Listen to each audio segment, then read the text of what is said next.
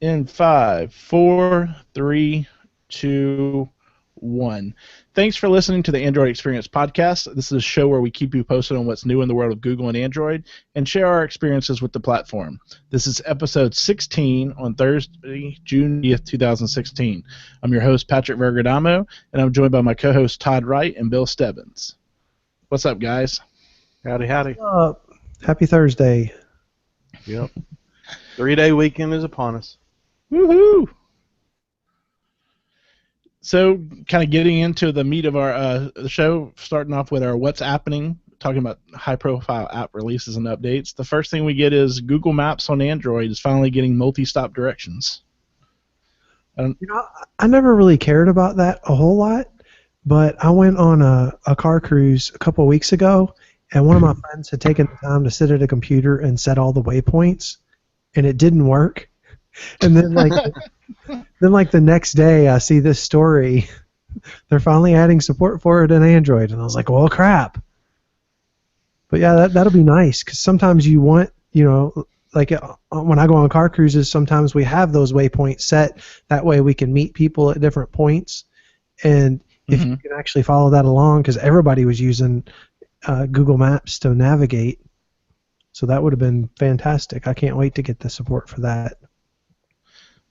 At first I was like, yes, and then I realized lately I've been using Waze every time I travel, so it's like, But yeah, I think it's definitely something I've used planning out stuff like on the desktop, like trying to figure out, especially for timing reasons, like when do I need to leave by, and so you kind of, especially if you have to do multiple stops to do on a trip, this way it's, now that you can do it mobily, that's a great thing.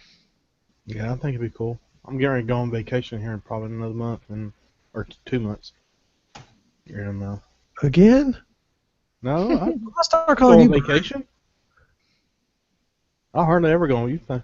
You were vacationing at your parents' last time. Yeah, that's all. That's not a vacation. I gotcha. You had to fix all the gadgets.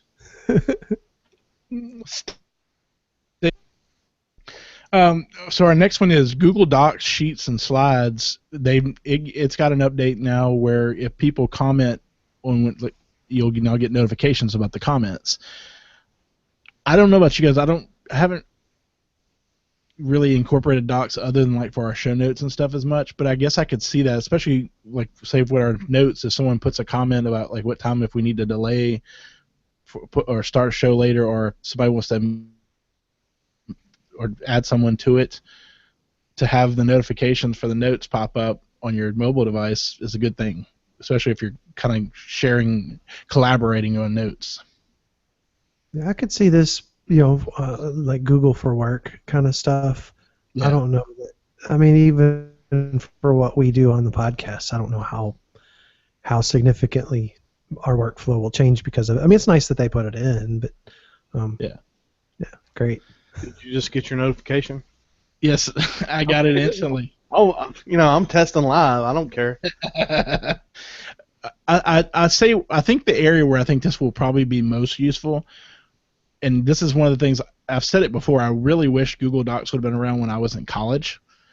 So especially like if you're taking notes or something and if you and like a couple of your study group are taking the same class, to be able to collaborate live while you're taking notes, or to have it so that if somebody misses, it's all collaborated. Now with notifications and something, if somebody says, hey, I need to step out or something, someone else knows, hey, I need to start taking notes. Or adding like comment notifications and stuff about remember this test, things of that sort. So yeah, I could definitely see some use for this. So our next one is Android Pay, which is still painfully slowly rolling out, and most major banks are still kind of hesitantly adding support. But the big news was 115 new smaller banks have all added support to this, so at least seems like it's starting to snowball support. Still no Capital One for me, but I don't know about you guys. Do you have a Capital One credit card, or is that your bank? Both. That's weird, because I have my Capital One card. I wonder why you don't. I think the card will support, but I don't think the bank supports for like your checking account. Oh yeah, okay, gotcha. Which is what I think most of these new banks, because that was the thing. It kind of infuriates me because Apple Pay they fully support, and they were like sending out blasts and everything. Oh, we support Apple Pay now. Da da da. I'm like, can we get some Android Pay? Yeah, Because I gotcha. mean, it's nice when you have the option to either use your debit card or your credit card when you're going to check out stuff. Yeah, I guess that's pretty cool. I've mostly just used Samsung Pay or Well, of course, because you can use it almost everywhere. yeah. That's one of the ones, and we've talked about in the past. I really wish Samsung would open it up for other ones, just because I think, especially down here where we have a lot of places, you're lucky they even have a card reader, and so Yeah, the only problem with that, you would have to have hardware in the phone to take advantage of it. true. Although it's one of those to kind of do similar stuff without violating their patents. Seems like the idea should be something that people could probably find other means of replicating the same thing. Yeah. Google Keep that has an update now where basically search topics, instead of having to type in stuff, it's going to now auto-generate search topics. So if you have specific categories of things that you keep notes on, it'll now automatically generate these search topics, which I guess could be great, especially if you're in a rush and you have like certain things like shopping lists and things of that sort of to-do list where it can categorize those things, and so you don't have to go looking through a bunch of lists. You can instantly filter out everything to a specific topic without ever hitting the search button. I think that I mean I can see that. I mean I haven't really used Keep as much as I probably should, but Yeah, I could see where it could be helpful. And Keep is great because it works really well with Android Wear, and you can have it on your wrist and actually check off stuff. So, like earlier tonight, I went to the Home Depot. I needed some home repair crap, and so I was just going through Home Depot, and as I'd get something, I'd tap on my watch and check off whatever it was. Of course, I still forgot something, but because I didn't put it on the list otherwise. I mean, that is the way of things, is it not? Yep. So I put this next one because I know, Bill, I think you really use Inbox, but Inbox now has direct sharing support. That was the other kind of big Google thing that came out. I've been using Inbox pretty much since it launched, and I only use Gmail for like adding filters and stuff. I haven't gotten on board with direct sharing yet, and I think that's because it seems kind of inconsistent. So, for instance, if I go to share something, you don't immediately get the list of direct shares. It takes a second to show up, and they're not always you can't organize them. So like they move around, and it's not like a muscle reflex to just tap on whoever I want to send it to. So maybe they'll give us support to actually set that up as favorites instead of some random way. Yeah, I mean, them is. That'll probably be like the second update. Yeah, never the first. No, got to do it incremental. Yep. So our next big thing is apparently Google Search they've worked out. Google is introducing support for internet speed tests, where you'll be able to basically go, "Okay, Google, what's my internet speed?" I mean, it's not doing it. It's rolling out, so it's not fully supported yet. And I tested it before the show. Mine hasn't gotten it yet. But to me, that'd be nice to be able to just do it from Google Now and have it instantly tell you what your speed is. That is really cool. I guess I'm kind of spoiled now because I've gotten to a point where I don't really test my internet speed anymore. I mean, it all just seems to work pretty much all the time. So I'm not really all that worried. It's like gotten to the point where it's fast enough that I never care, what my speed is as long as it's working. So I guess that's a True. good. Although I guess mine being a smartass, mine is when I go to like my mom's house or to my sister's house where they have boony slow internet at home, and doing a speed test, I'm like 5 times as fast as they are. Yeah. Yeah. But I mean, it's well. The other reason I sometimes I'll break out this is if you have, how sometimes in an app you may get no internet connection errors sometimes or things of that sort, and sometimes I've had issues where it's the router where you're connected, but it's telling you no internet, and speed test is sometimes my way to find out what is to help diagnose what's the problem, because that way I can know if it's really no internet connection or if the app just needs to be shut down and reopened. Right.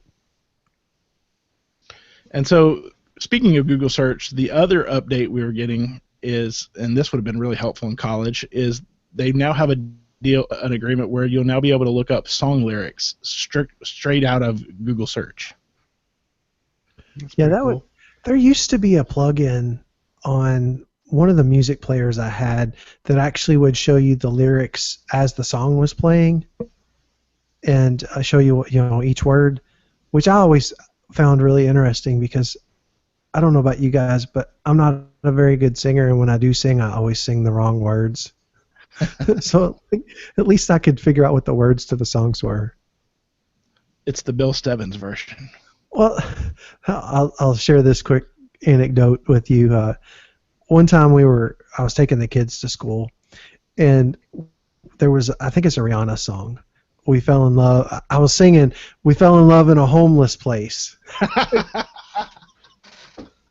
And they're like, "Dad, what are you singing?" I'm like, "What do you mean? What are the words?" And whatever it was, I don't know what it even is. I'm like, "Well, I was wondering why they would fall in love in a homeless place, but hey, I mean, stranger things have happened. Homeless people need love too." That's right. It's the homeless shelter CD. Oh, goodness. So from then on, I'm always like checking the words to make sure my kids aren't going to call me out on it. And with that, we have an episode name. There you go. You're welcome. So moving into kind of our top stories, the first big one for us is Android N is now Android Nougat. And we've also got confirmation it's going to be Android 7.0. So we're officially moving up a number. I don't know how I feel about the name. Nougat just doesn't sound like a tasty dessert. This is what's in a lot of candy bars and stuff. Yeah. Should have been Nutella. It doesn't really matter. I mean, the Android operating system, that I'm running right now is the preview for, and it's great. So as long as the final release doesn't screw any of that up, I don't care what they call it. But it doesn't roll off the tongue like Kit Kat or Cupcake or whatever. Nougat. People are like, "What? Nougat?" So basically, I told somebody, I said, so essentially you're telling me it's now Three Musketeers and Snickers, because both of those have nougat. Right. And I saw Hiroshi, whoever the dude is from Google. What's his name? Lockheimer? He was posting, so he tweeted something about, "Did I ever tell you guys how much I love Oreos?" I'm like, no!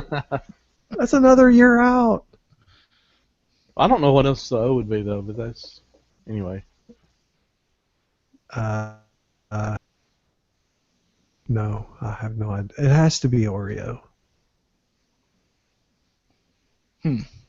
Yeah, it's got to be. Can I go ahead and just lobby for T to be tapioca? Or taffy. Tapioca. That rolls off the tongue. I think we go at tapioca only if S can be saltwater taffy. S. I don't know what S. That's let's see. Sunday. OPQRS. That's 5 years away for us. Yeah, they might decide to do like Mac and just start naming it after cities. Yeah. Huh. I think they'll go all the way to the end before they do that. Yeah, probably. Knowing Google, they'll have shut down Android by then. We're bored with it. We'll do some. Lord, that's true. Yeah, it's not doing anything for us. We've merged it with Chrome OS. Yeah, that Probably. wouldn't be such a terrible thing. I mean, I actually got into a discussion with someone at work today that seems to be kind of similar path that how Mac and iOS seem to be moving towards each other. That Chrome OS and Android, now that with the Chrome OS having the Android app support, it seems to be moving towards that. And we've talked about in the past that with Chrome OS you'd have the Windows support, which would be great on a tablet. Now, Todd, weren't you were running Remix OS, right, on something? Yes, I've run it on a couple of notebooks. Yeah. So if you run that, then in theory, at some point, it would get Android app support too. No, well, it would have to because that Remix OS is Android. It's not it's Chrome Android. OS. Oh, okay. I thought it was Chrome OS. No, but it functions like Chrome OS. I gotcha. Okay. So Yeah, each of your Android apps are in a little separate window and stuff like that. I was thinking it would be kind of cool to be able to run Chrome OS either in a VM or whatever on my Mac, and then be able to run Android apps. Because honestly, some of the apps that I'm running on my Mac, I would much rather use the Android version versus the Mac version. Like Tweetbot kind of sucks on Mac. I would much rather be using something else. Yeah. And that would be cool to have that just kind of running in a windowed mode. Yeah, I could see that. Yep. Maybe someday. So our next one, Bill, you want to go and take it because I know you put this in here. Yeah. So what we have is rumored specs for 2 new Android Nexus devices. So first one is Sailfish, and Sailfish is the smaller of the two. So it sounds like we're getting two devices again, kind of like they did with the 5X and the 6P. They're going to both be HTC devices, which Interesting. take that or leave it. I don't know how I feel about that. But this one is rumored to be a 5-inch 1080p screen, which will make lots of Nexus 5 fans happy. It's going to be a quad-core 2 gigahertz processor, but they don't know what the model of the processor is yet. 4 gigs of RAM, a 2770 milliamp hour battery, and a 12 megapixel camera in the rear, 8 megapixel front, and then a rear-mounted fingerprint scanner, which will be, if they keep it in the kind of the same way that the current Nexus phones are, I've really become attached to that. Yes.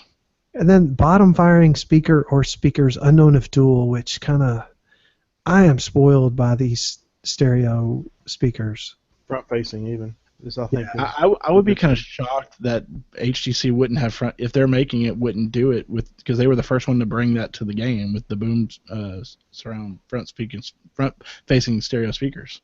Yeah. So that sounds premium, but who knows? I mean, I was always a fan of the Nexus 5, even though it was a little bit underpowered and the camera wasn't what we have with devices nowadays. I'd still be interested in that. The second one is Marlin, and Marlin is the rumored bigger Nexus. It's kind of like the replacement for the 6P. And the interesting thing here is they're kind of backing away from the big phones.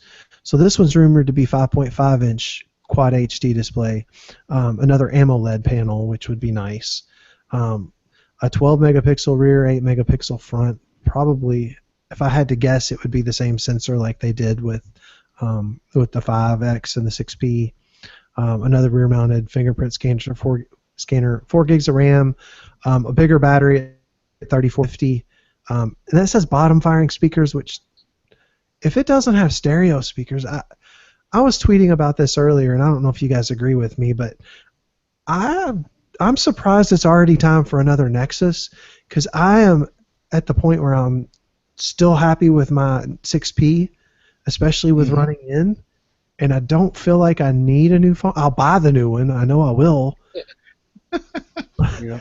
But I just don't. I don't know. This one, aside from the Mega RAM, seems like almost a little bit of a back step for me, especially if I lose my stereo speakers. And I don't trust HTC to put a good camera in their phone. And to some degree, you kind of worry about them with processors too. Yeah. I mean, if it After ends up the with like a Nexus 820 9. or something, then I would be. And I got a tweet from Sebastian Atwater earlier. He agreed with me that he was really happy with his 6P, and if he could just get an updated CPU and a little more memory, he would be fine with that. So who knows? I mean, if they go with HTC, great. I was a big fan of the Nexus One, but And I would say this: if doing that, kind of like what we thought we were getting when they originally announced with LG, if we get like the one how they have the M10 now, like that kind of body, but Nexus, that would be pretty sweet. That would be kind of cool. yeah. So who knows? I mean, HTC. We all know they need a shot in the arm, and this could be a shot in the arm for them. I mean, they seem to really just get kicked in the nads every time they release a phone now. Doesn't matter what they do. Pretty much. So at least they could have the collective Nexus fanboys kind of, hoisting them up. Because I mean, it did wonders for Huawei. Nobody knew who the hell Huawei was, Yep. or cared, and now we're all like, oh, I wish they'd build another one. And I mean, we're to the point where it's getting close to anniversary time for the one. So Yeah. So when do we usually get the Nexus? Around September, October? I want to say it's usually announced it begins around the end of October, I think and that's sometimes about right. they're not available to November, early November. Yeah, that sounds right. Yeah, and I mean, I think Android N is pretty far along, so I wonder if they're going to release it a little bit early. It would be nice. It's possible. Although I guess my thing with all this though is this is all great, but I really want a new Nexus tablet. I mean, don't get me wrong, I love my Pixel C, but I'd really love them to come back out with like an upgrade of like the Nexus 7, just to kind of have it has its own use for me, I guess, but as just a smaller tablet to carry around, because it's bigger than the phone, but not super sized. So like if I want to certain apps where it looks better with a bigger screen, I really liked it. Plus all the in-dash applications that you could do with that form factor. I really wouldn't. I've actually kept eyes out sometimes when they've had the deals on the 2013s that places have had super deals. I've almost bit just because that was really one of my favorite tablets of all time. Yeah, but I think I would shudder if I would be like, oh, if HTC built one. Oh yeah. I tried to love that thing, and I loved the idea of it, the form factor of it. But they just never got the software quite right. I'm just gonna throw it out there. I hated the 9 so much that I ended up buying the iPad Mini. Ouch. No, I didn't hate mine that much. I bought a Pixel C. I bought that, and that's why I don't have an iPad now. It's the Pixel C. Although I really wish Android, I kind of wish Samsung would do it because they're the only one that's done it. I wish they'd come out with a new Note tablet because for me, I like the S Pen functionality for work. And especially now it looks like the Surface 3 is going kaput and no Surface 4. Unless you want a Surface Pro computer, it looks like you're going to have to get an iPad Pro if you want good stylus support for a tablet now, which is disappointing. Yeah.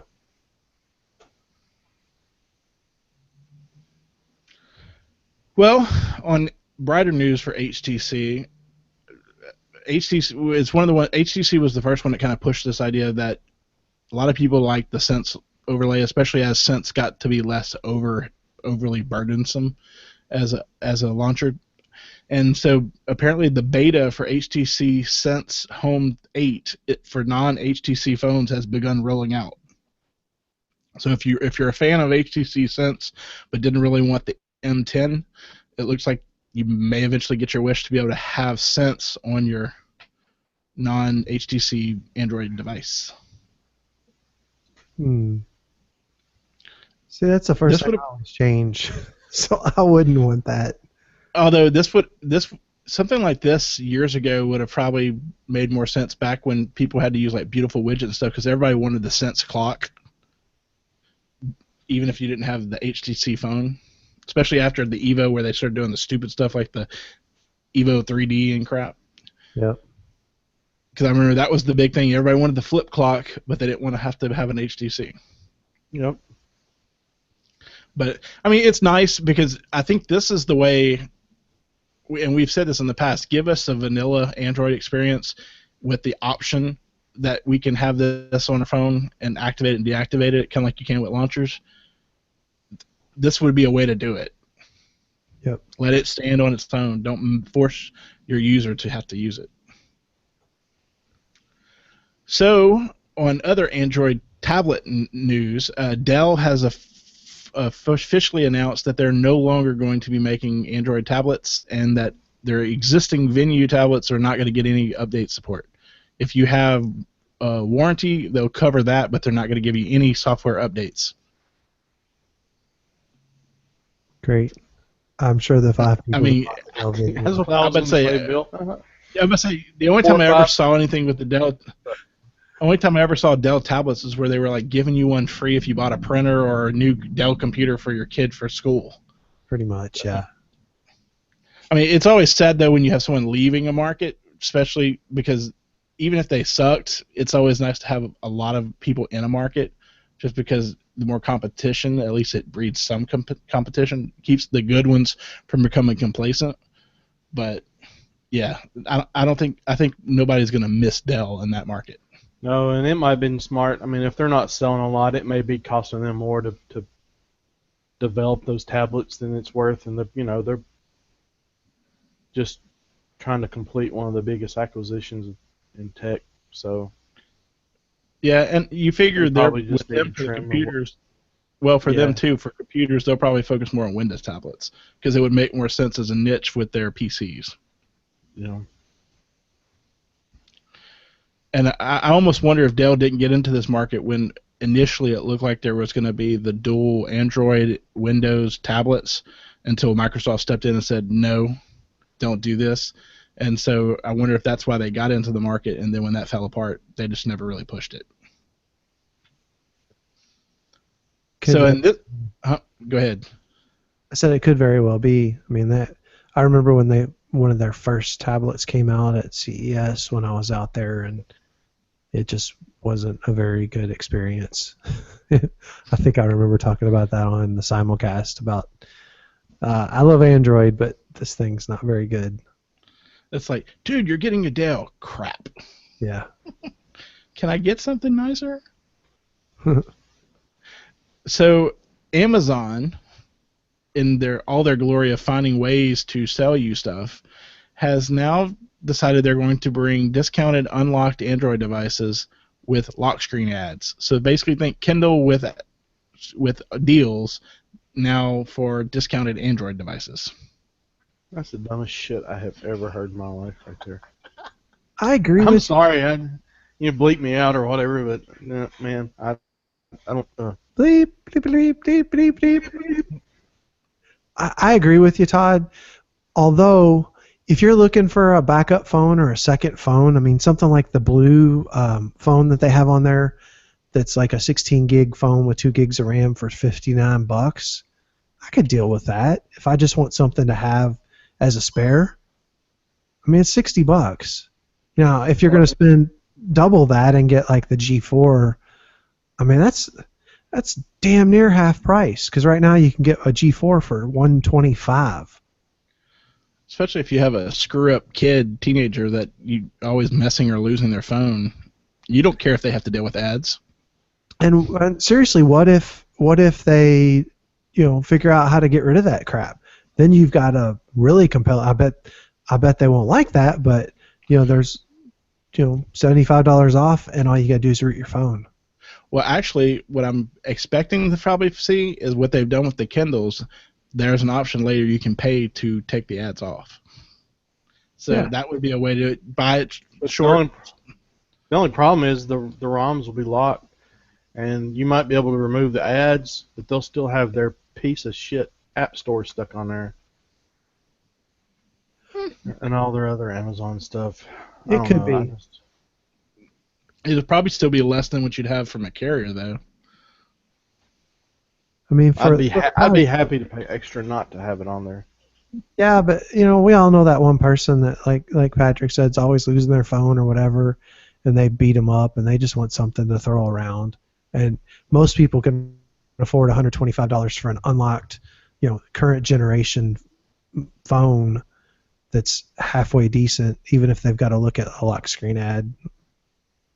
Yeah, I mean, and this may be the one, especially if you're almost to the end of, like, you're up for an upgrade, and you need something between then and now. This may be what just your piecemeal to get you through it. Or if you have to send your phone in, a lot of people, you can't be without a phone realistically that doesn't fully function. So this would be a kind of ease the heartburn of having to go buy some other device to use in the interim. Well, if you want a cheap phone, just go buy a Fire phone. You can probably buy one of those for $20. They might pay you to take it. Seriously. So, speaking of custom stuff, the Huawei watch has gotten its first custom ROM. I don't know about you guys. I'm kind of mixed on that. I don't know if I really want to flash that, but at least the first of something means maybe other ones will come.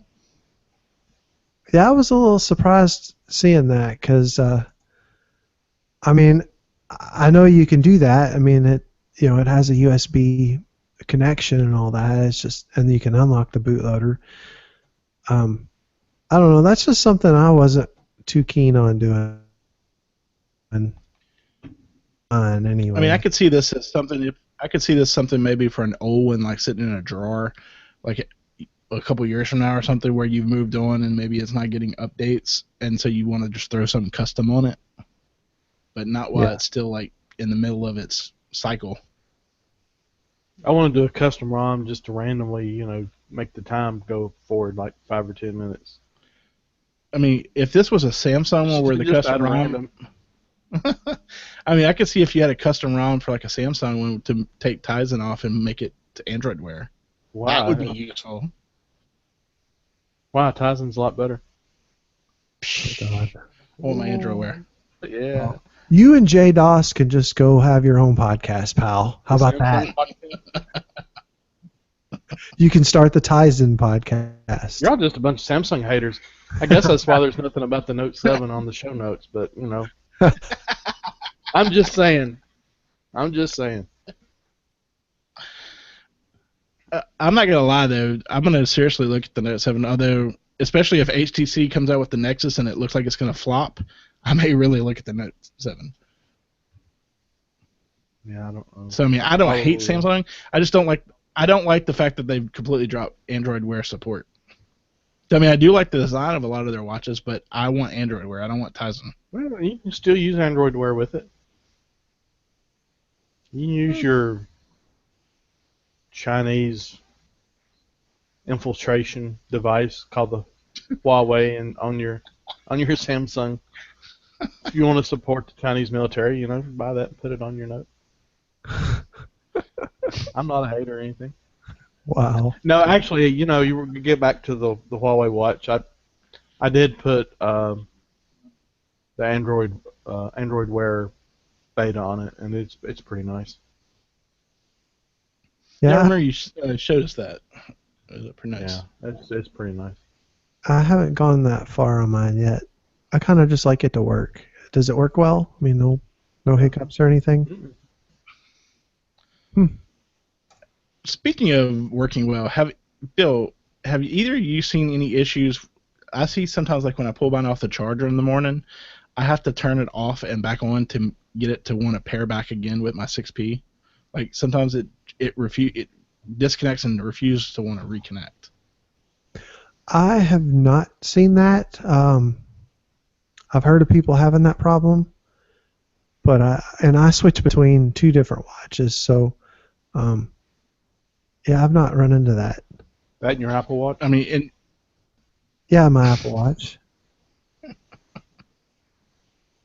I had I the mean, issue with with the Huawei watch where you can use it, and I think I've said that on the show too. When I had the use it, Dick Tracy style to take phone calls. When I had that enabled, it would cause issues with Bluetooth connection with my Ford Sync. But I turned that off, and Bluetooth's been pretty good on it. yeah, I haven't had I didn't end up with the Bluetooth one though, but I think I went in and disabled the stuff exactly to avoid that. Because I've got a Bluetooth speaker and a receiver plugged in through the line in for my truck, because it's the radio's so old it doesn't have Bluetooth. But I've noticed lately though it seems to have a syncing issue of like for connecting, but it's instantly resolved every time if I turn the watch off and turn it back on. So I don't know what's going on. So our last kind of bit of news, Google Fi, the Project Fi, has officially added a third carrier support with US Cellular. Still not one of the big 2, but anything that helps give better signal service has got to be a good thing for the project. Yeah, I was trying to look. Somebody said that US Cellular is around here. I actually just sent out for another Google Fi SIM card. I think I want to give it another try. Plus, I want to see how it works on it.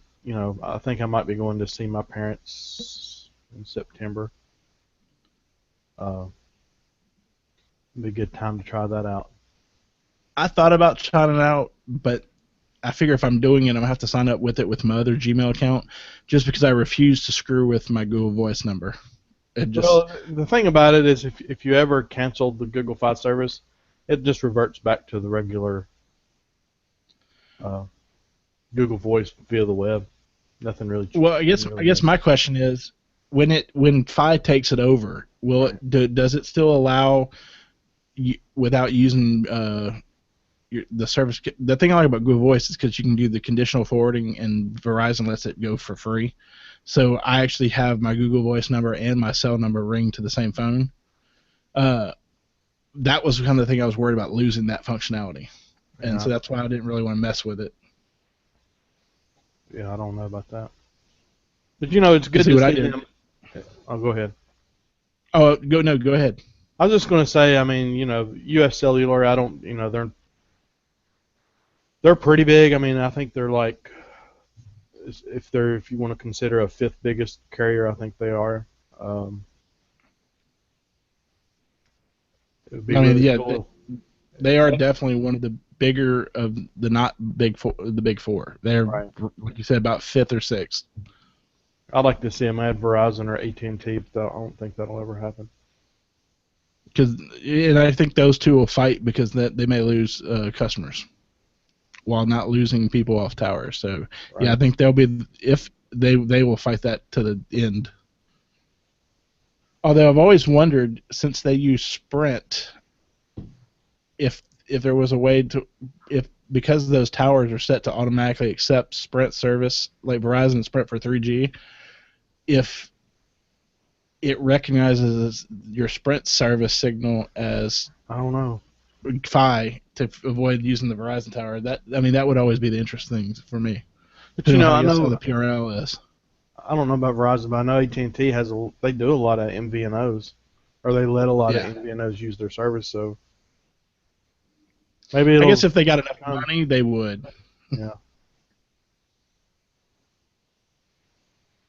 But yeah, I mean, anything that adds support to it and fills in those holes makes this more usable. And I mean, I think for people, especially if you're getting to a situation where you're forced off of grandfathered unlimited, I like the way Fi does its thing. You pay what you use for, but if you don't use it, we're gonna reimburse you.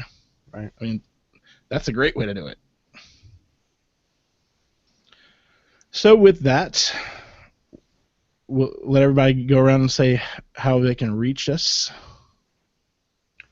All right. Oh, go ahead, Bill. No, go ahead. I was going to say, the best way to reach me is at Todd W on Twitter. I am at Bill Stebbins on Twitter. And I'm at LSU Law 2009, and you can also catch me on the Tech Talk podcast.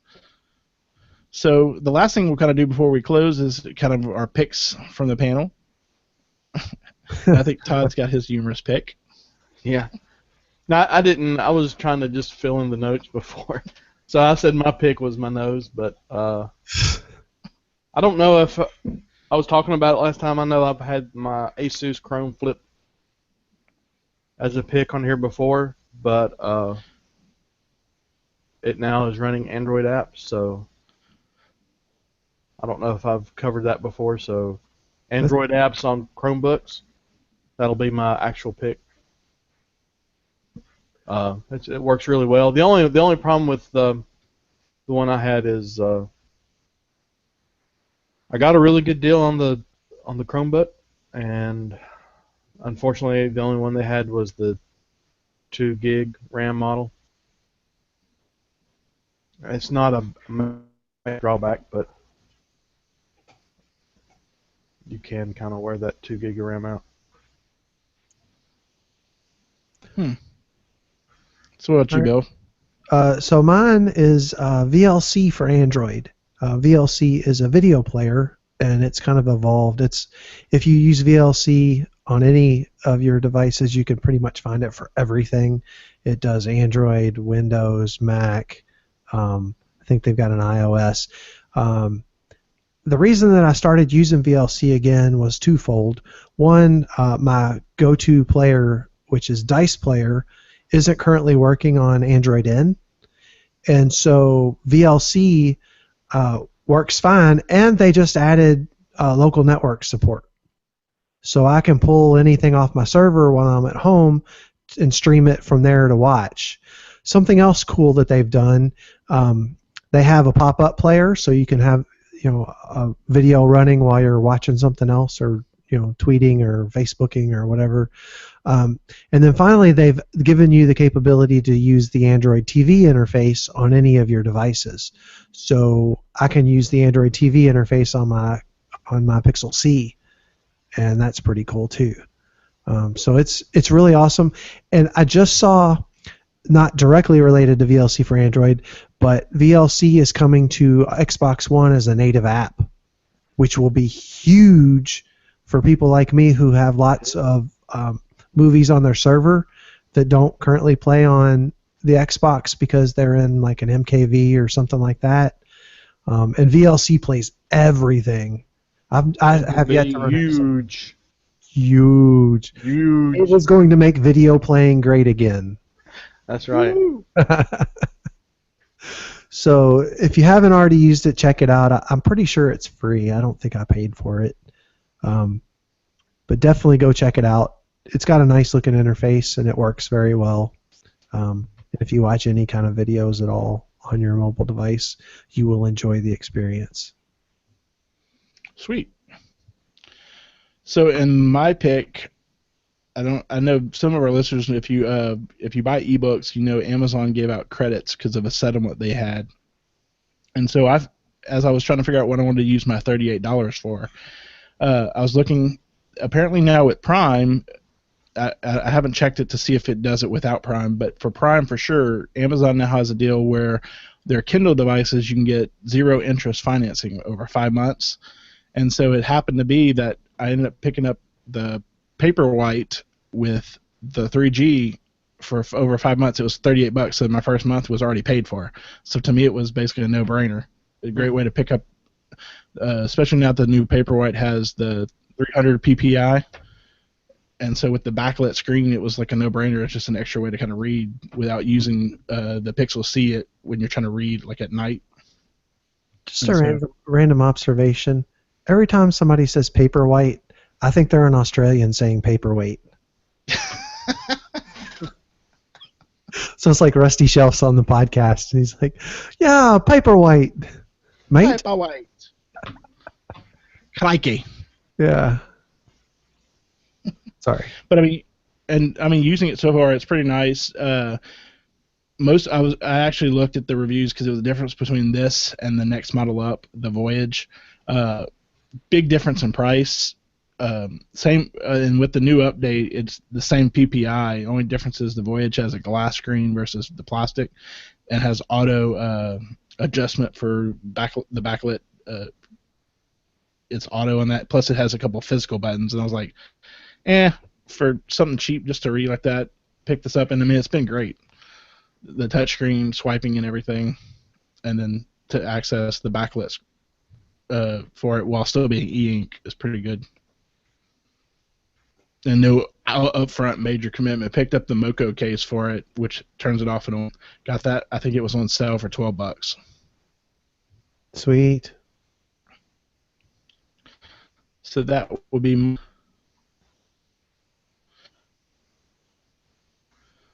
So,